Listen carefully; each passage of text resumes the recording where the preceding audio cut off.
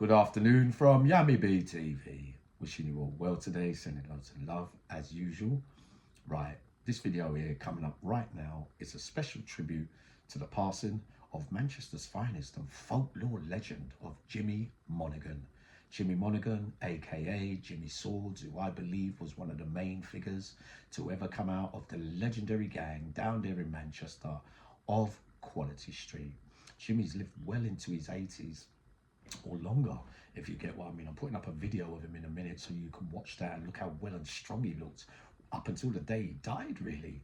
So what a life he's had as well. Sadly, he'll be buried on February the 6th down there in Altrincham, down Derry Massey. Expect a massive send-off from all sides of the borders, where tributes are coming in thick and fast from Scotland, Ireland and England, of course, amongst a couple of other countries like America as well, where he was held in high regard and esteem from not just that life, from all walks of life. So expect a big do after the funeral of Jimmy Monaghan, aka Jimmy Swords.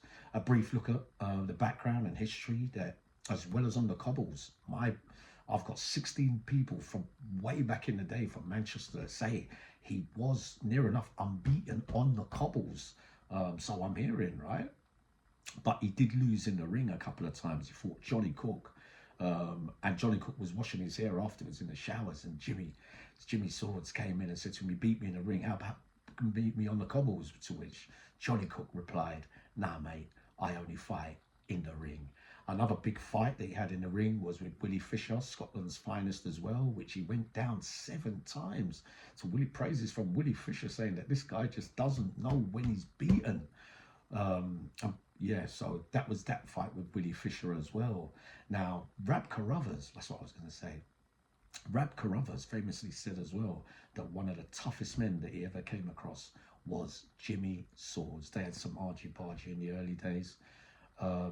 And Jimmy the Weed as well. Jimmy the Weed, apparently a big name figure, came up to Jimmy the Weed one day and said, yeah, you owe this and that. He said, oh, I'm with Jimmy Swords. The geezer said, all right then, fair enough. That story with the craze as well, Jimmy didn't claim no credit for it at all, because he's on record, I think, as saying that, because there was rumours that the craze came to Manchester and got, told where to go by Jimmy Swords. Jimmy Swords said, no, it couldn't have been him. If it would have been anybody around about that time, it would have been Curly Lowe. So that was kind of man Jimmy Swords was. Only wants to talk the facts and the truth of such things. But what a figure, and what a legendary man he is from that neck of the woods.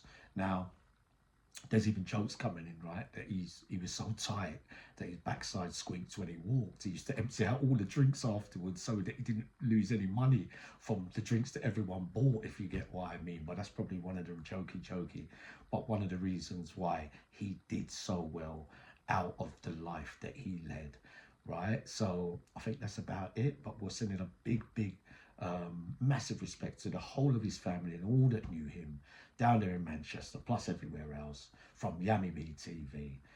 Sending loads of love, and I'll be out shortly. Goodbye to a great man and a legendary figure down there in Manchester.